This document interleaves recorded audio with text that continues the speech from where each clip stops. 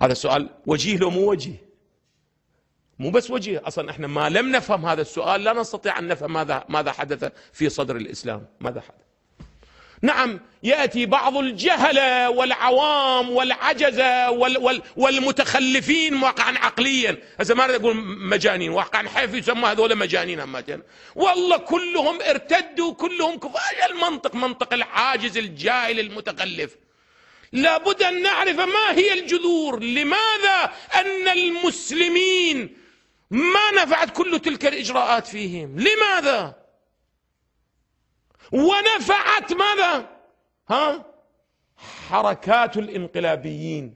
ما الذي فعله الانقلابيون واصحاب الثورة او الانقلاب الابيض على الرسالة المحمدية حتى نجحوا ما لم ينجح فيه رسول الله ولا من بعده؟ ما الذي فعلوه؟